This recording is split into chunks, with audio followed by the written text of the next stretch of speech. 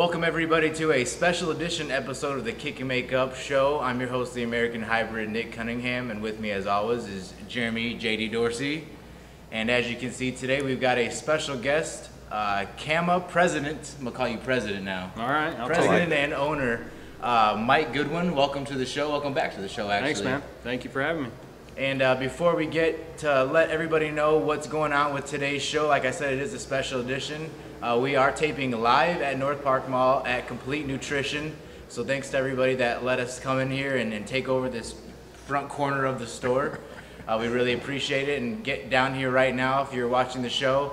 And if you mention the show or Kick and Make Up, anything having to do with that or having to do with us, you will get 25% off your purchase. So huge right there. If you're on the fence of having to get a supplement, that would be what I would say would be the kick to do it. Yeah, why not? Thanks to everybody that sent that out there too. Also, if you are currently taking a multivitamin, they're having a campaign right now with Trade In Your Multivitamin. Bring that in and they will give you one of theirs free of charge. Just do the trade and see which one you like better. And so that's a big thing going on right now. I don't know if you can see the poster in the back. They've got new vitamin packs here. So once again, big thank you to everybody here at Complete Nutrition at North Park. So like I said, preview show today. Big show. Mike, you've got something coming up, right, in the next week? Something kind of small. No, honestly, I wanted to be a part of this. I want to thank these guys for having me back. It's a pretty awesome outlet here. These guys are doing great things, so thanks for having me on the show. I really wanted to do this because, you know, we've kind of taken everything we've learned over the past few years, and we put this fight card together. You know, we go around and we watch shows, and we try to travel as far as we can and watch these guys stylistically and their skill sets. And you know, we had a show in July and the fight card was incredible. You know, I couldn't have scripted the fight card any better than it panned out. So it was really a challenge to try to come back our final event of the year, do it bigger and better like we always try to. And I've got to be honest, I can look up and down this entire fight card, and I genuinely believe that either guy can win each fight. I can't sleep at night. I've got goosebumps. I'm excited, and I really wanted to take the time. You know, we have so many guys on the card that are from out of town and outside of maybe the Caged Aggression circle. We're bringing in new talent from all over the place, you know, all the way from Missouri and Chicago, and you know, I really wanted to break down each fight and a little bit of a history, why we put it together, why we think it's a great matchup, and you know, share it with you guys. So hopefully next week you can come on out and see what we built. I think that was one of the biggest things I took away from the first, well, not the first, the last card, was that, you know, you had so many new fighters, and you know, not to take anything away from the guys that we've seen before, but it was awesome to come into an event and see new people who were coming in, and you know, you didn't have any bias with matching up people who might be better from out of the area. You know, you're just looking to put on the best fights possible, and that's why if anybody is on the fence about, you know, coming out to support this event, I mean, I really don't understand why you would be, because it's going to be incredible.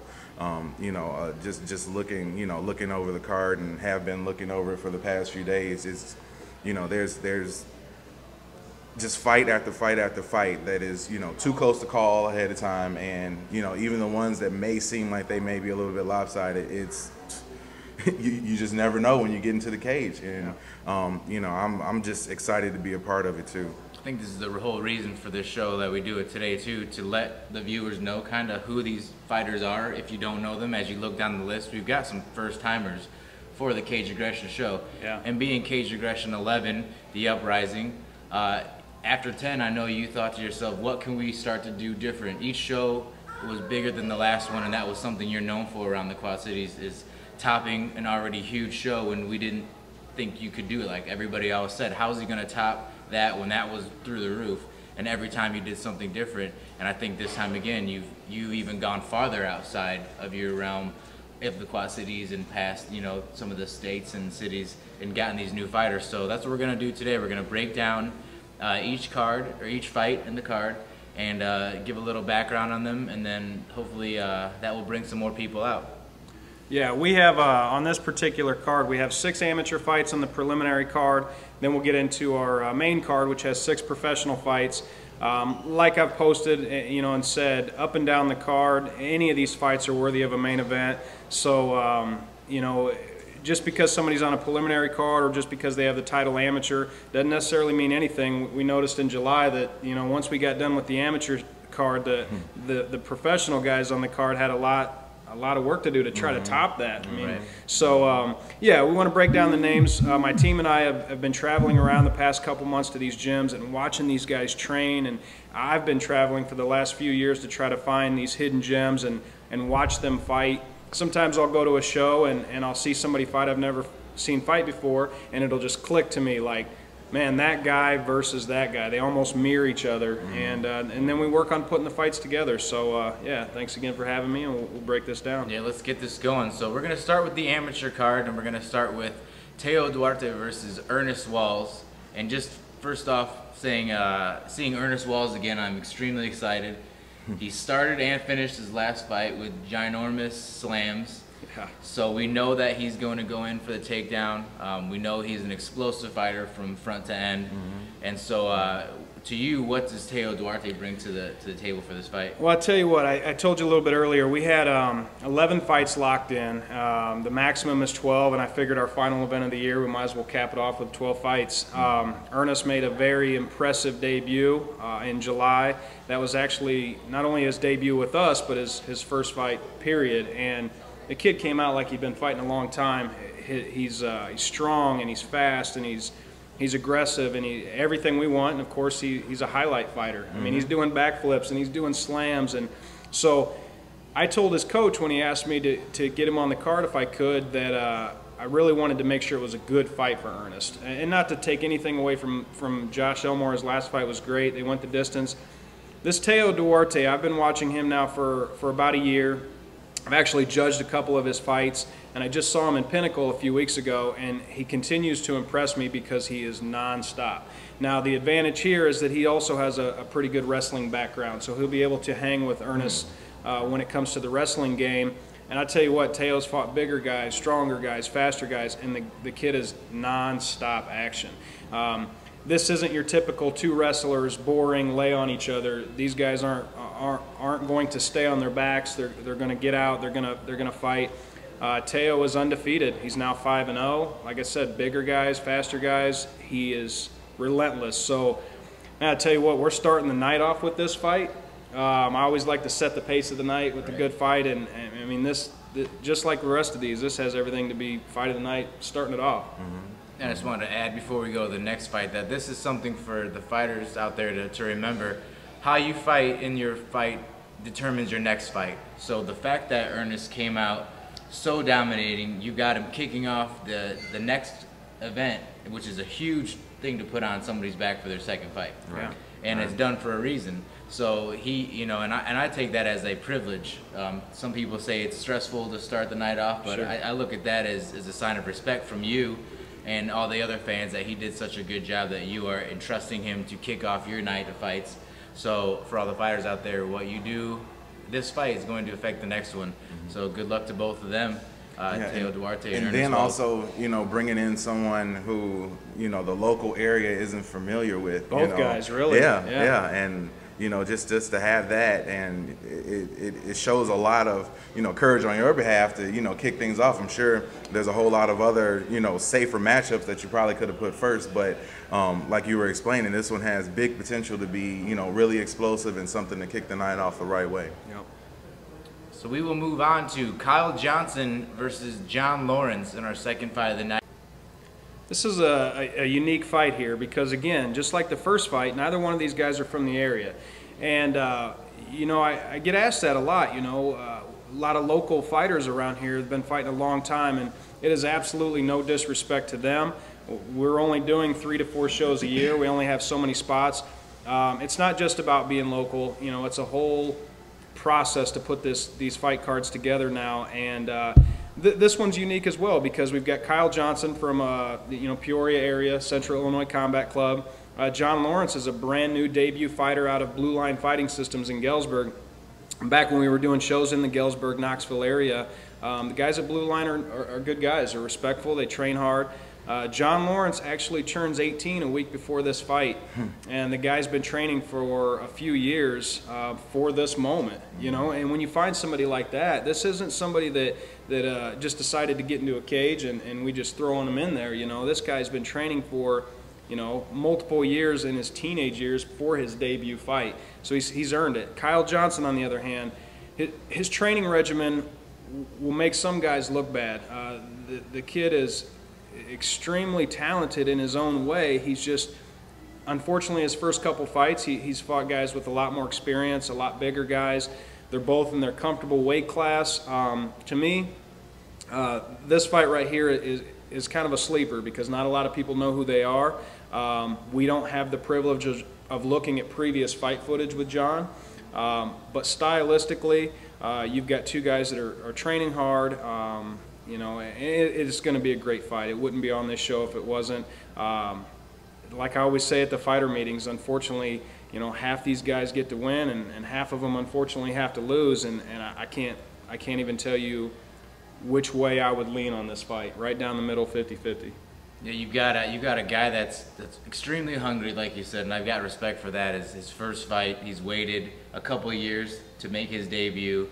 Very hungry, very young, in what we call the berserker mode last time in the first minute of that round debut fight. You don't really, you know, pitter patter and wait for the guy. You usually just hear the bell and you go. You've got years of pent up aggression into you. But he's going against a guy from Central Illinois Combat Club, which we've seen before. Their team is tremendous in dictating the fight and doing that. So I think this is a good matchup, even though we don't really know both guys. Right. We've got somebody that's going to come out extremely hard, and we've got somebody that's going to dictate the pace. Yeah. And kind of that will help the debut fighter settle in a little bit. Yeah. Because he's going to know that he's coming at him like that. And so I think Johnson versus Lawrence is an extremely good matchup. A lot of hype behind it too. These guys are so hungry that it's coming out on their Facebook posts. So even more drive behind that is, you know, we do highlight videos and we put out graphics and we do all this stuff that, unfortunately, when you talk publicly, you got to back it up. So I'm actually looking forward to going back to this post after the show and saying, all right, let's see who made this one happen. And right. And as before you get into your thought, I wanted to add too, if you guys haven't seen, if you're watching this and you haven't seen any of the preview trailers or anything, you can go to your Facebook, Mike Goodwin. You can go to the Kick and Make Up Facebook page where we're uploading all of them, all the trailers, all the previews. You can also email the show at kickandmakeup@gmail.com and make sure you get acquainted with all these guys. You guys put in a lot of time with the trailer episodes, and so watch them, share them, get them out, and do what you can to make sure these are the biggest fights of the night. Right, and it's also on the Cage Aggression event page. So I mean, there's tons of places to be able to check these out. It would, you know, just to see the amount of work that, you know, Mike and his team put into this, and you know, it's not like you're getting paid extra to go to all these sites and get film and, you know, do a countdown and all that stuff. This is, you know, for the love of the sport. So, you know, it's really cool to see you, you know, working as hard as you work to get that done. Thank you. So our next fight, Mike Taylor versus Raphael Balzaldua. Raphael is from Militich Fighting System, so no stranger to any of these cards. I would say riddled with injuries sometimes, yeah. But seems to be healthy and ready to go for this fight, fighting Mike Taylor. So what does Mike Taylor bring to the card? Mike Taylor's another one that I've been watching for the past couple years. He is another one of these guys that he's kind of a CrossFit guru. You know, very, very fit, very athletic. His cardio is fantastic. Raphael, on the other hand, we all know about Raphael. And unfortunate part about these two guys is their past couple fights they've been fighting outside of their weight class. So they're fighting much bigger guys. Raphael fought a guy that was 185 pounds. He fought Jonathan Thompson for the 170. He's so hungry for that title shot that he's actually going out of his comfort zone to go after it. So I'm excited to see both of them back in there. Again, you know, when we show the pictures of these guys, they almost mirror each other. Their body types, their fight style, they're both aggressive. They're both super hungry to get back on their winning streaks, back at the weight class they're comfortable at. Yeah, just another one of those where it really can go either way. It's whoever's night it is. Two very, very good training camps. We've actually filmed both of these guys training, and they're doing their part. They're working equally as hard behind the scenes as we all are, and to bring it all together next Saturday. So I'm excited to see them both back in their comfort zones, and again, both looking for that winning streak. Yeah, I know the few times that we've seen Raphael in the cage, you know, he's a go-getter. You know, he's someone that's not going to turn down a challenge. You know, even though he was, you know, taking on opponents who were bigger than him, you know, he wasn't afraid. He, you know, took the loss in those situations. But, you know, he's not the type to back down from any sort of challenge. So I know he's going to come in with a different, you know, level of hunger, you know, coming off those losses and stuff. And, you know, you get to a certain point in your career where, you know, these losses can pile up and they really start to affect, you know, your future progress in the sport. So, you know, he's going to be really hungry for a win. Yeah. I think it almost does the opposite with him too. Like I said, riddled with injury, but still fights through all those injuries. He usually gets injured, you know, first round of the fight, and you don't know it until the end. And he keeps going, like you said, go-getter, grizzled vet is what I call him too. Older in the sport too, so it's not his first time doing any of this. So I think we're going to see, like you said, a better Raphael do it for this one. Like I said, he's been at Militich now lately. That was a switch too within the last 6 months. He was Team Evolution, and so made the switch over to MFS, which you know, you're never going to make that switch to Militich and not get better. Yeah. So I'm excited to see him how all that training's done, you know, combined with his own fight style versus somebody coming in that's also hungry and fit. So once again, you know, real stellar matchup. Yeah, and Mike Taylor's a finisher. I mean, that's huge for somebody like Raphael because he doesn't quit. He's a tough guy. And, you know, to bring in somebody same weight class, equal size, everything, you know, matches up well, but Mike's a finisher, so that's scary as well. I love the fights where we, you know, have someone who we're not as familiar with because, you know, just you get into a certain mode, not saying that, you know, the fighters that we do know are, you know, any less important or not as fun to watch, but there is that sort of excitement level when you have someone who you don't know, and, you know, you can be surprised with their performance. Yeah. Right. Moving on to our next fight, Anthony Olalde versus Josh Elmore. We did see Josh Elmore fight last card. I believe it went to a decision. Yep. Great back and forth fight. What does Anthony bring to the card? Well, you know, ironically, this matchup has a lot of history behind it because Josh Elmore fought Ernest Walls. We all know that. Let's touch base on that real quick. Josh Elmore, you will break his arm, his leg, or you'll put him to sleep before he'll quit. You're not going to submit him without one of those things happening.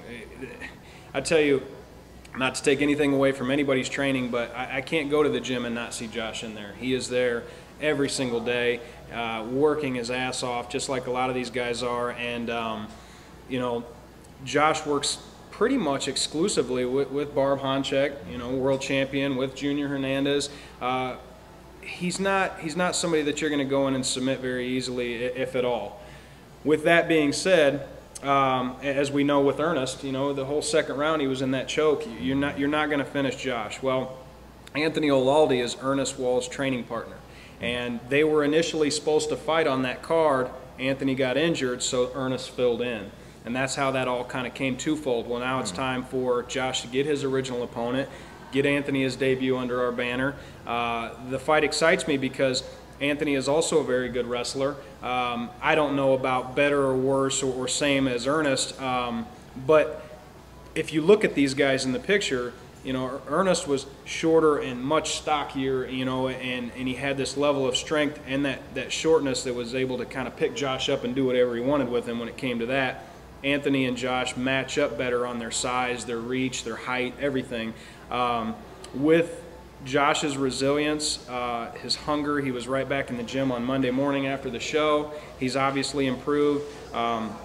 Anthony knows exactly what to look for with Josh. You know, he's got that advantage being Ernest's training partner. At the same time, he's going to be hard to finish. Gosh, I don't know, guys. I'm stuck there because, you know, when we did the countdown trailer, Anthony says, I'll stand and bang with you, which Josh wants to do. If I get in trouble, I'll take you down, I'll submit you. And he has zero lack of confidence when he says it. I'm going to beat you up standing up, or I'm going to submit you. And Josh Elmore is not the guy to take either one of those. So, man, another stellar one. That's why I like this what we're doing today too, because just that backstory right there makes Stole my comment. right. and great. And once again, It with is. somebody that we don't know, I mean, a backstory like that just gets you more interested in the fight. The fact that they were supposed to fight first, then switched, that doesn't go away. And that when you are originally supposed to fight somebody and then it gets switched, a part of you still was training for that person. Sure. So you always want to meet them up at some point in your career. And the fact that we're doing it so soon, or that you're doing it so soon and we're going to be able to watch, is going to make for a better fight. Yeah. So, yeah, very excited. Very impressed with Elmore also last time he fought. I remember him fighting off a choke for quite a while, which was locked in, ready to be done. Fought that off. I believe reversed it at the very end of the first round to go into the second. So, like you said, it's near impossible to submit him. And the fact that his, Ernest Well's training partner is going to fight him next is just... Right. I'm already excited for it, man. Yeah, and then you know it's like getting a rematch of Walls and Elmore without actually putting them against each other. Yeah. So and I always wonder what type of traits that guys who train together take from each other. So this is one of those fights where we'll look at Anthony and see if he's grabbed any traits from Walls, and it's just like fantasy sports. Like it's kind of cool to be the the chess master that you are and be able to set things up and get these guys to fight and give us the matchups that we really want to see. Yeah, definitely. So moving on to our next fight, Kevin Bailey versus Robert Reed. And this fight is for the vacant title, correct? That's correct. That's for the vacant amateur welterweight title. Jonathan Thompson, our former champion, turned pro, so we have a vacant title on the line. And, man, this one is going to be interesting. Kevin Bailey, I've watched a couple of his fights. Unfortunately, his last fight didn't go the way he wanted, so it was really a hard one to gauge. Let's just put it out there. The guy's 6'7". I mean, enough said, right? You've got Robert Reed, who is at an average height, extremely strong, very big build. And then you've got Kevin Bailey with a crazy reach. And we just saw in the John Jones fight what a reach will do for you. I love the matchup. We've got a 5-1 guy versus a 4-1 guy, so they're both very experienced. They both have a lot of wins under their belt. I think it's very, very valid for a title. They both have continually improved from each fight. I'm anxious to see, what happens when somebody of Robert's physique and strength fights somebody with all this advantage in the length department. To me, does that leave the body wide open because he's so much taller? But at the same time, is he going to be able to get in on Kevin? I mean, I love the fight. Right, and I know one thing with MFS fighters, and we kind of frequent that place a whole lot. So we've gotten a chance to see Robert, but every time I'm there, he's there. Yeah. and he's one of those guys that's in incredible shape, and that's definitely, cardio won't be a question in this sort of fight. So I love matchups like this too, where you have someone who probably should dominate a fight because they're bigger. You would think you'd be able to keep someone off, but I know that Reed is pretty good with his wrestling ability too. So if you get him down to the floor, everybody's the same height down there. So another great matchup. And that's what I was gonna say too. There's a 101 formula for fighting a tall guy. You close the distance and you take him down. And there's nobody better to do it than MFS fighters that have that. I think they've gotten away from being the wrestlers that are also strikers. We've got a lot of strikers now too that wrestle. It's back and forth. But still, with his body style, he closes the distance, he takes him down, and then it's anybody's game. Yeah. But if he stays out in his distance, that's where he's going to get ruined because you've got that long reach, right. And if you can't get in, long reach also means a long, lanky, straight kick to your face too. Yeah. You can't take many of those. I don't care how big you are. You can't take many of those. Yeah. From a long stretch Armstrong leg. Right. So I mean, the game plan's simple, but it's not easily executed. Yeah. So I'm curious to see what happens too in this fight. But I know both of them with that vacant title, we're gonna see the best Bailey and Reed we've seen because they've got the title, and having a title for you I think around here means a lot more because you're guaranteed on the next card. So that's one of those things where, or the next, one after that, if you don't have another title fight, which you're guaranteed a next fight for you. And so, which for your career, amateur or professional, does wonders for around here. Right. I'm a big, I really like watching the nuances of the sport and seeing someone of Bailey's height. I really want to see how good his footwork is, because I think that's going to be, important to keep somebody like Reed away from him. Like I would suspect, and not having, too much experience with him, I would suspect that, he doesn't want to go to the ground. He's going to want to stand up a little bit and, keep that height advantage. So one of the biggest things in keeping that advantage alive is going to be his footwork, and if he's going to be able to, move around and deny those takedown attempts by Reed. Yeah. Moving on to our next fight, Shane Stewart versus Josh Neal. Josh Neal, also a MFS fighter, came out like a steamboat, is that can call it steamroller, steam something. Came out with a lot of steam his last fight, finished it quickly. Just a mean fighter, like when he fights. So I'm really curious to see if that, reputation stays with him. And fighting Shane Stewart, another new name to the card. So what's this fight gonna entail? I tell you what, obviously when we put fights together, there's some that stand out on any card. These two guys, first of all, it's like looking in the mirror in every aspect. They're super fit, super strong. Little history on Shane Stewart. I've been able to watch his first couple fights, and he's just like Josh. He comes out very aggressive. He's very strong. He's got a huge support system. I mean, the guy works all day, trains his ass off at night. Josh trains his ass off and then works all night. I mean, these guys are putting in the time every day. What I really love about this matchup is you got guys with basically the same amount of cage time, same amount of experience. Shane Stewart has recently started training with Spencer Fisher. There's been some huge improvements from that, because rather than just being an aggressive fighter, now he has technique behind that, which is dangerous. Josh, again, he's training every day. This is by far their toughest test for each other. It's right before we go into intermission and into the professional card for a reason. I believe this fight is going to be fireworks. There's going to be a ton of people there for these guys. The place is going to be electric. This is another one where I literally can flip a coin. It's whoever's night it is. They both have mutual respect for each other's skills. This one is going to be awesome. Matter of fact, a little history. Shane Stewart was fighting on a previous show that he was on, and he was slated to fight somebody else. Kevin Anderson, which a lot of people know in the area, was going to make his pro debut. The fight fell apart, so Shane ended up fighting Kevin. It was only his second fight, and fight went pretty fast. Shane won that fight with his aggressiveness. To me, being able to watch him a couple times, again, it was one of those where I'm like, this guy is perfect for a Josh Neal. I saw it during that fight, and it's going to be fireworks, no doubt about it.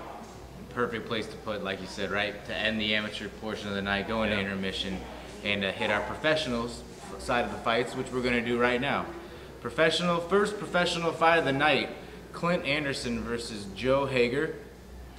Clint Anderson, no stranger to the caged aggression cage, going to fight Joe Hagar. And Clint coming off I wouldn't say controversial, controversial for us maybe, because right. when we were commentating, we said we were one-sided or the other, and like I said, when we do our stuff, I think we stay as fair as possible.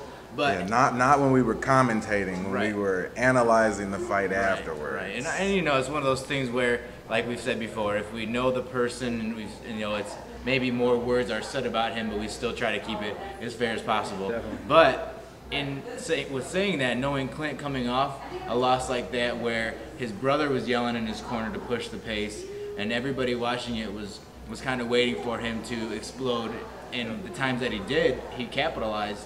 I'm very excited to see what he does for this fight. And why did you match him up with Joe? Joe Hagar's another one that not a lot of people in this area know about.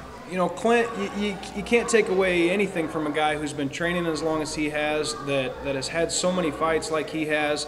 Clint's kind of at a turning point in his career where he has to bring out that aggressive side of him. He has to put it all together, and I believe that the one thing that's missing or lacking a little bit is that aggressive stand-up. Clint's been very comfortable on the ground. However, in the gym and training, his stand-up is there. It's just somehow making that switch go off when it's time to fight. Because like you said, the few times that he connected and got angry in the fight, he capitalized on it. And if he continues with that, this one right here will be fireworks because Joe Hagar is a boxer. And that's exactly why I'm excited. I'm excited about this fight and why I wanted to match it up, because everybody knows that Clint can submit you. I mean, we've seen it, and if you look at the history of his fights, that can happen.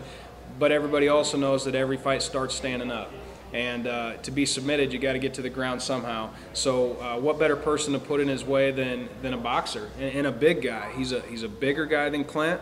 I don't obviously know stronger, but his size and his boxing advantage, they're going to come out banging. So I expect Clint to be a more aggressive fighter that's looking to kind of capitalize on that side of the fence. But in his way is a boxer who's used to standing up, who likes to stand up, who likes to throw hands. In his previous fights, he's also won by submission too. So he's also well-rounded. He's coming all the way from Ottumwa. Another one we're bringing in from a few hours away to kind of showcase what he can do. We're actually about to release their countdown trailer this weekend, so you guys can get a little bit more familiar with both fighters if you don't know them. But I couldn't think of a better way to start off the professional portion of the card. These are very important fights to both of these guys, and talking to them both on the phone, and they're not going anywhere.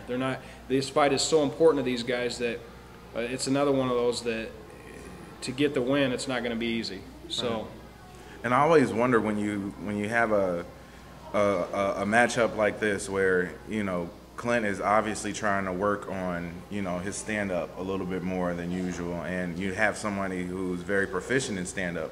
Is it going to be one of those fights where Clint is going to try to work on some things, or will it be a fight where Clint is going to try to win? And winning may mean taking him to the ground and submitting him, which is what he is pretty much known for. So I always wonder on those types of fights. And then you have someone who's a boxer. Is he going to come in and, try to do something different because, he's already been pegged as a boxer? So, it's those sort of, psychological things that go on within a fighter's mind that I always wonder, like, man, what are you going to do? Are you going to go with what you're comfortable with, or are you going to try to work on some things while you're in the heat of the battle? I think you work first. And then try it, test the waters, and then when that works, you keep going. When it doesn't, you go to what you know. Right. So I mean, and that's a great matchup too with Clint's stand-up too. He's one that has to get hit to kind of get going too, and a boxer's going to hit you. Yeah.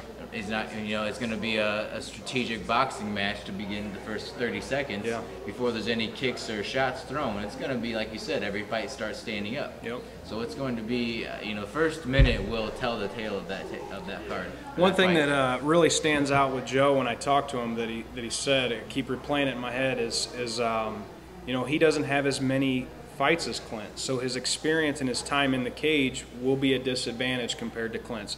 But what he said to me was, just so you know, Mike, I'm not somebody's feeder. I'm not coming to somebody's hometown to be fed.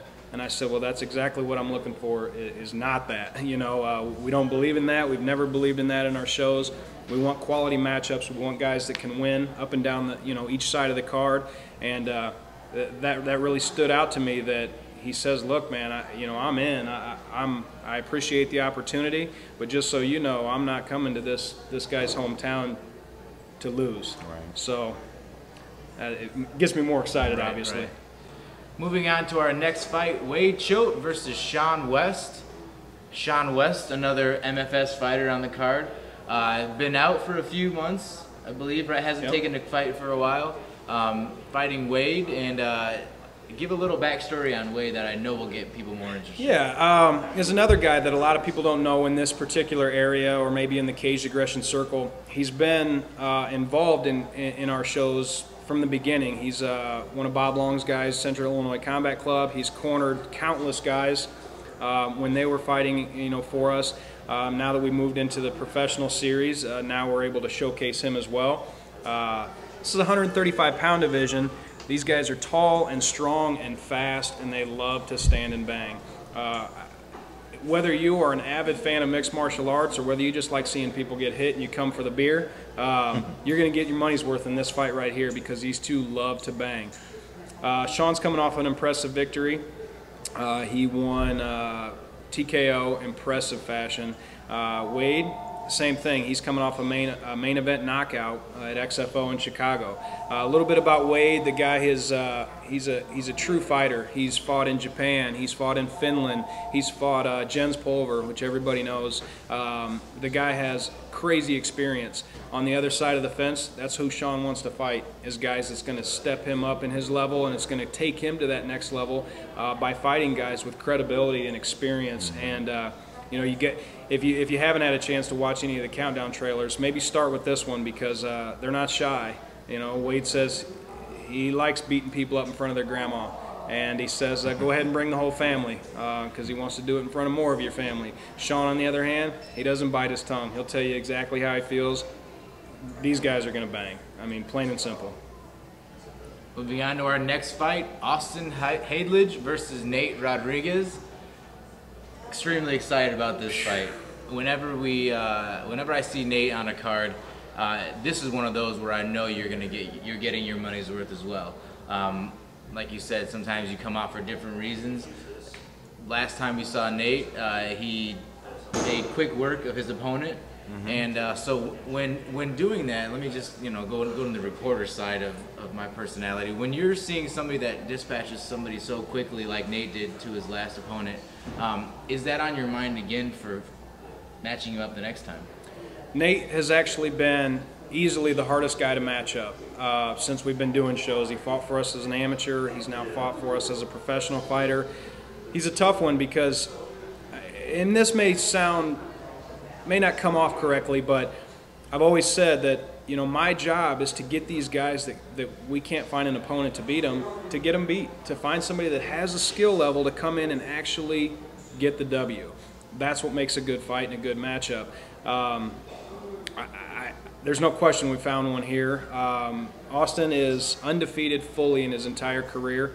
Every single amateur fight, he's 5-0 as a professional. Nate Rodriguez, undefeated as an amateur fighter. He's had over 18 fights. He lost one fight in a very, very tough decision at 220 pounds. You know, these guys are 185-pound fighters.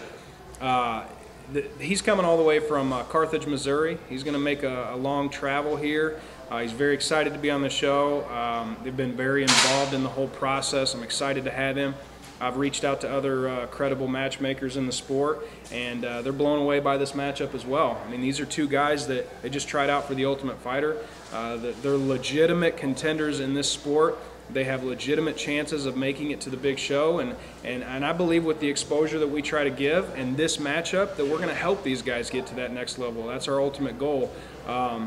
I've watched Nate for a really long time. I followed him for a really long time. I haven't had the opportunity to do that with Austin, but by all the research we've done, you can flip a coin on this one. I have no idea how it's going to go, who's going to win, how they're going to win, who's going to have the advantage. It's just an incredible matchup for these guys. What type of fighter is Austin? Austin has a wrestling background. Okay. We were able to get some training footage from him. His stand-up is crisp, just like Nate's. Obviously, NyQuil is his nickname. We know that Nate's got heavy, heavy hands.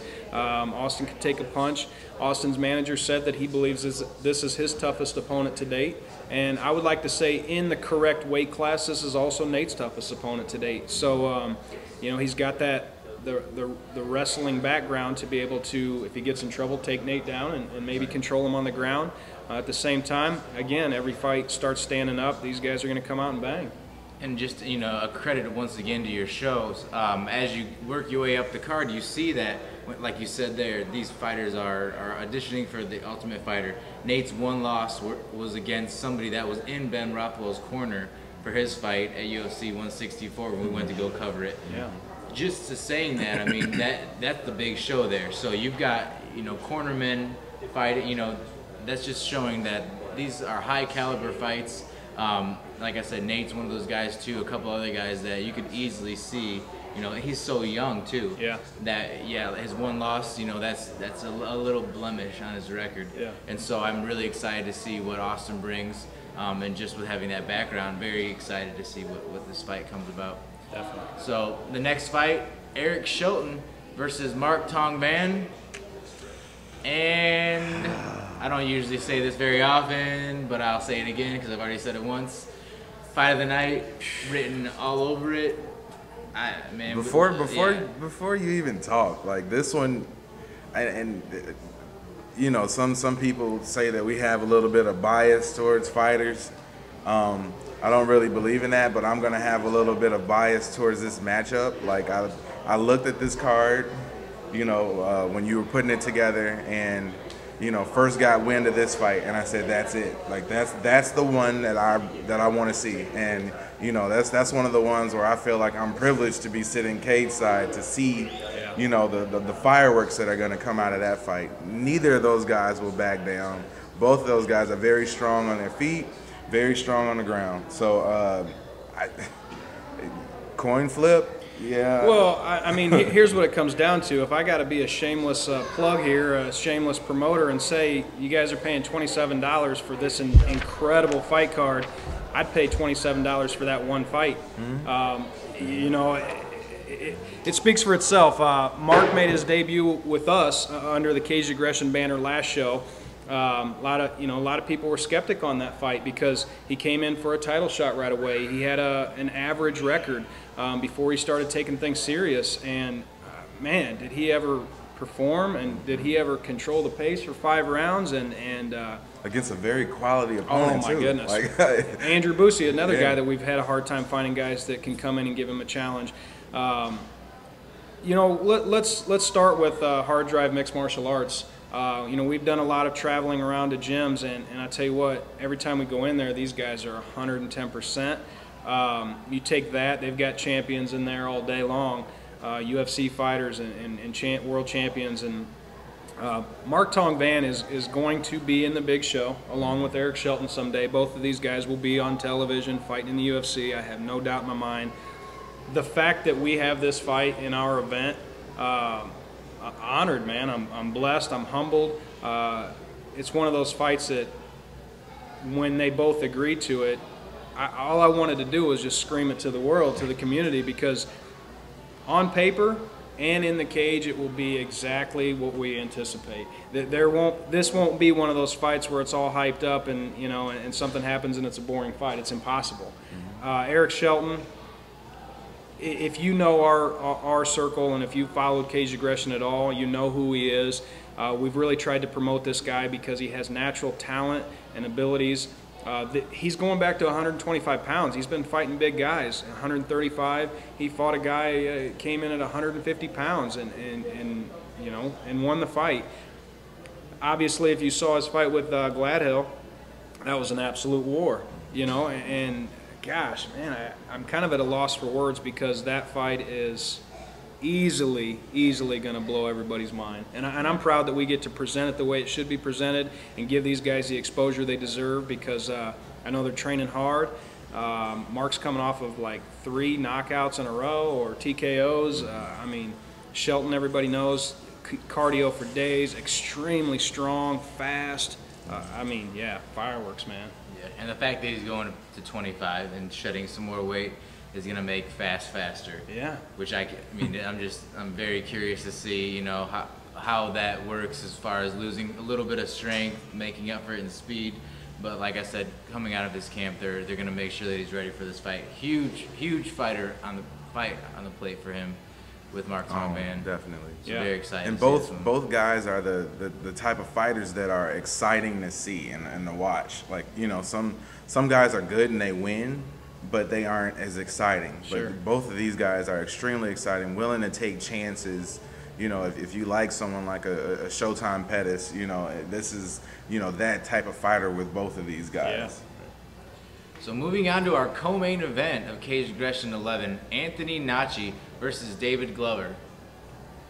Nochi back on the card, and whenever he's on the card, it's never a bad thing. It's always A lot of fans, a lot of excitement. The place is roofs tearing down once he comes out. And I know he's hungry to be back on the Cage Aggression card, and very excited. Co-main event, he's there for a reason. Fighting David Glover, who also is no slouch to the sport, and also the Cage Aggression banner. So, you know, when making this matchup, you know, I know Nochi's one of those two that it's tough to find an opponent for him. You know, 9 times out of 10, he's ran through his opponents, you know, first round, but also had those 5-round wars too. So what was going through your mind when doing this one? You know, when I look for an opponent for Anthony Nochi, everybody knows there's no secret he's got extremely heavy hands. You can have a game plan when you go in to fight him. That game plan's gone as soon as he hits you, and I've seen it multiple times. He's another guy that I've really tried to find somebody that can beat him. You know, and I mean that with all due respect, because it's going to do nothing but make him better, and I've failed at that so far. I wanted to find somebody, especially for our last show of the year, that would embrace this matchup and put in the time that Anthony's putting in the gym. And I wanted to find somebody that, in their mind, they didn't care how hard he hit, and they had the confidence behind them. So David Glover, again, from Hard Drive Mixed Martial Arts, the guy's putting in 3, 4, 5 hours a day, just like Nochi is. He has fully embraced this fight. He's got Cedar Rapids coming to this show. You know, he is 100% in. He's 110% all into this fight.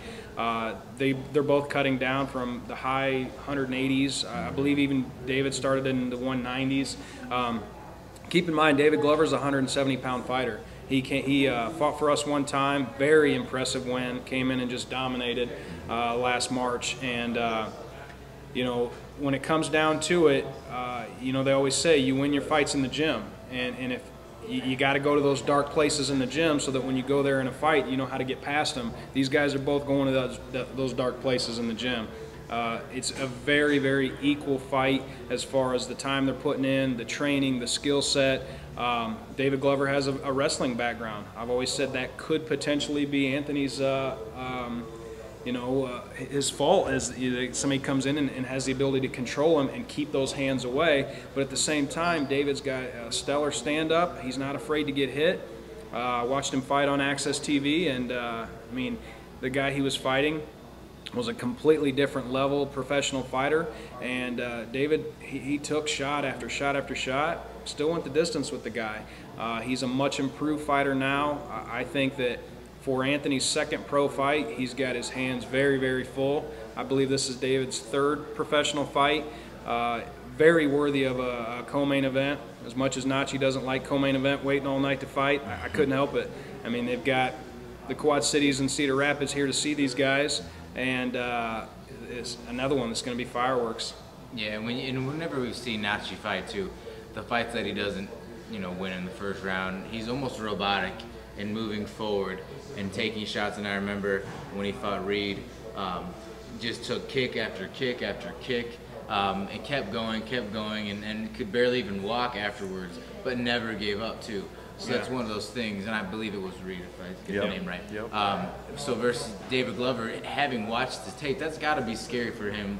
I don't care what type of fighter. When you're seeing tapes of your opponent and they're either knocking people out in the first round or they're just not stopping for 5 rounds, you've got to come in, like you said, with a game plan, whether it's going to be executed or not. You've got to come in with a special type of game plan for him.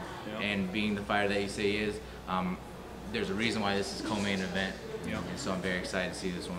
And seeing, you know, Nochi and his progression just as a fighter and his dedication to the sport. He's another one of those MFS guys who are always at the gym, you know, always working out, and just, you know, seeing his body. And like, I know you know even more than I do, but, you know, just over the past 1.5 to 2 years that, you know, that I've known him, just to see him go from someone who had, you know, a little excess body weight to not really any now. And, you know, that just shows his dedication for the sport. And I really want to see what Glover is able to bring against somebody who's, you know, going to be relentless, going to come, has fought big people and knocked them out, has fought small people and knocked them out. And I love matchups like this. I really like matchups like this. Yeah, I can't, I've been telling a lot of people this, you know, the week before the show, I go to bed thinking about this. Obviously, I wake up and it's the first thing I think about, and I'm just buzzed. I'm wired. I've never been so excited for a fight card, and we've had some pretty stellar matchups in our show. But I mean, like I said, up and down this card, it's electric. So closing out the preview show today for Cage Aggression 11, the main event, Ted Worthington versus Zach McBride. And when you dropped this one on us, having Zach McBride, a WEC veteran, somebody that's fought, Bart Palachowski, fought some of the bigger names in the sport, coming to do a main event for Cage Aggression, once again just shows how big these cards are for the area. And having him fight Ted Worthington, who I've heard a little bit too about lately, just in passing, one of those names too that not too familiar with, but says that this matchup's gonna be a stand-up war. Yeah. And how do you match up somebody that's been to the WC, been to the big card, then comes back and does show in the area? Well, this one was when we got done with our July show, and we sat back and said, how do you top this? I said in the last fighter meeting that the way that this thing has evolved and the team that we have and the way that the fighters are embracing how we present them and how we care so much about the sport and how it's delivered, I said we've got to do something to really make this a substantial promotion and get this thing on TV someday. And in order to do that, you got to have big names. A lot of these guys on the card have been with us since the beginning, just like you guys have, and we want to bring them up with us, and that's been our goal.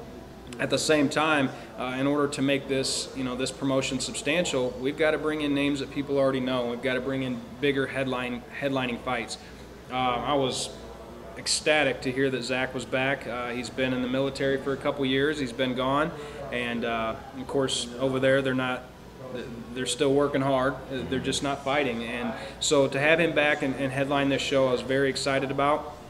At the same time, I was nervous about finding him a credible opponent, to come in and be able to match him up just like the rest of these guys on the card are matched up. So we find Ted Worthington. Over 90 professional fights. The guy has fought them all. He's fought Eric Koch's brother Keone, incredible coach up at Hard Drive.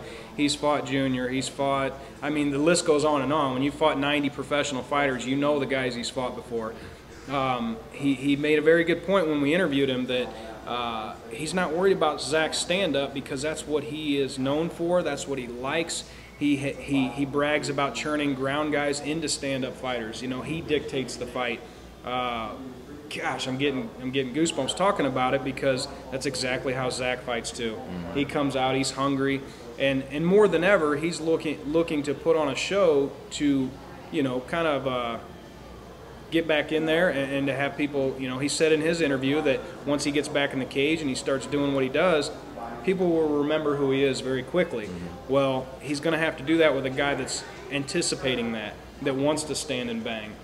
He doesn't want to go to the ground. He doesn't want to wrestle. He doesn't want to grapple. He wants to put on a show that the fans are going to remember. And that was his exact quote, that when people leave there, they're going to know who Ted Worthington is.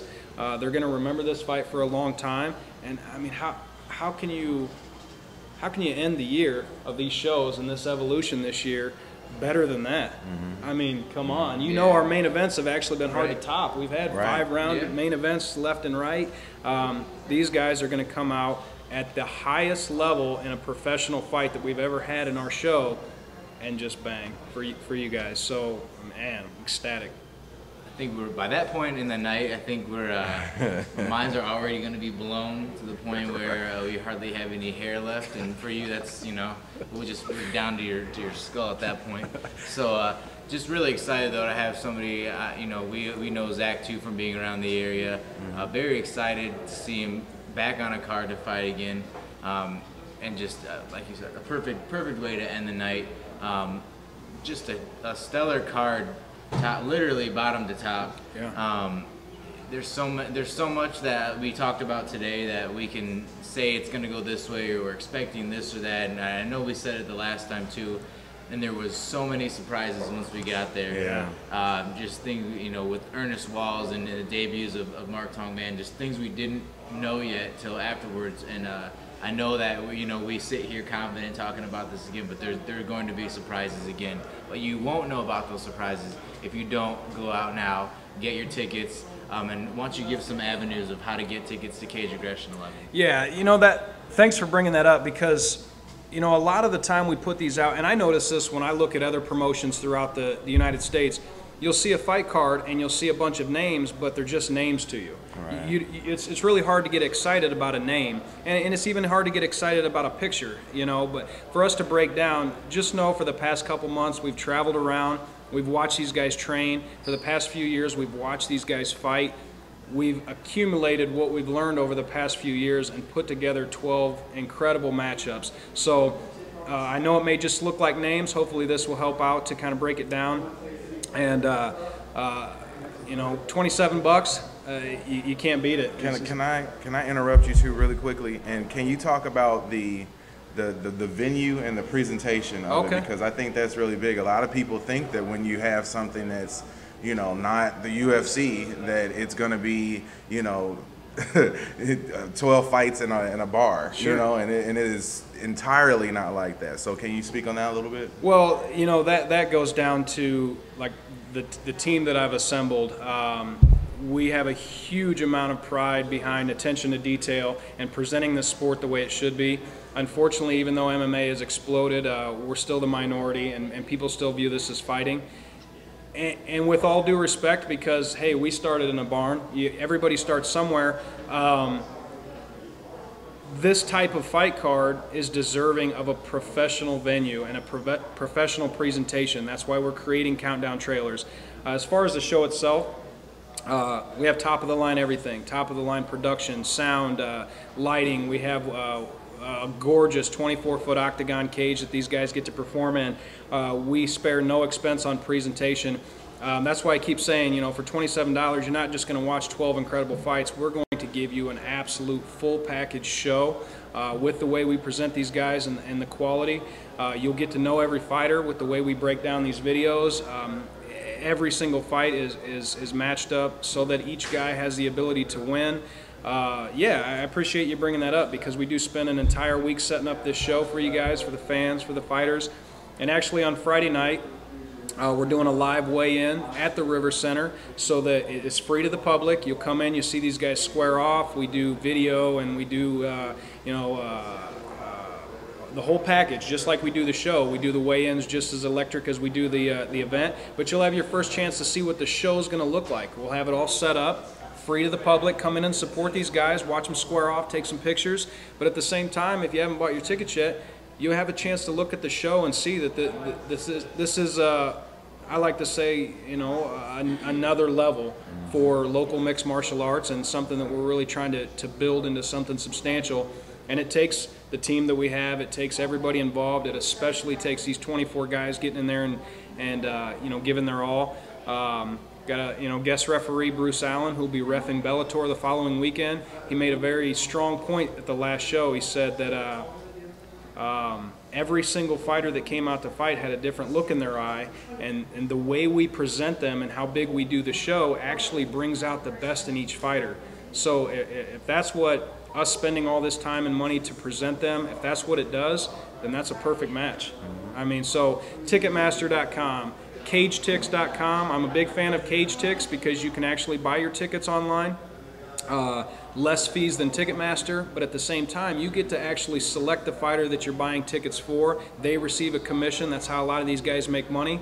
So CageTix.com, you can go to the River Center box office. You can come here to Complete Nutrition, pick up your supplements 25% off, and get tickets. You can go down to 20 Sports Bar, where we're going to have the official after party. That's always a great time. Celebrate with the fighters. We hand out awards for Fight of the Night, Submission of the Night, Knockout. It's a full package event, people. So if you don't have anything going on, hell, if you do, cancel it, because you don't want to miss this. This is our last show of the year, and we went extra big on purpose because of that. So if you didn't get enough information from all of that, make sure to visit www.kickandmakeup.com. Go to our Facebook group page, Kick and Make Up. Invite yourself in, and like I said, we've got a few viewers, a few extra guests this week, and we're just... That's right. Yeah. That's right. We've got so much going on too that I almost, again, forgot about our debut episode, episode 1 of Fort Hill Bellator. We've also been doing that on the side, going around to Rod Montoya's hometown and doing everything. So we've got the Fort Hill Bellator series debuting tonight, 7 o'clock. But yeah, lots to do, lots going on with Kick and Make Up. And this week we are shifting to Caged Aggression 11, the Uprising at the River Center, Saturday night, October 12th, at the River Center, 7 o'clock or 7:30, excuse me. Doors open at 6. Yep. So make sure to get there early so you can get a close seat, because like I said, after seeing this card, you don't want to be in the back. No. I mean, you can still see in here, but you want to be as close as possible for these fights to get the full effect. Oh, yeah. So once again, thank you to Complete Nutrition for letting us come and invade the top front of the store. 25% off if you mention Kick and Make Up. And come and bring your multivitamins that aren't working for you, and they'll switch you out for one of theirs. And that's a new thing they've got going on right now, the multivitamin trade-in. And I think that about does it. I'm your host, the American Hybrid, Nick Cunningham, Jeremy J.D. Dorsey, President Mike Goodwin, Cage Aggression Mixed Martial Arts. That about does it. Remember, don't solve it in the streets, take it to the cage and Kick and Make Up.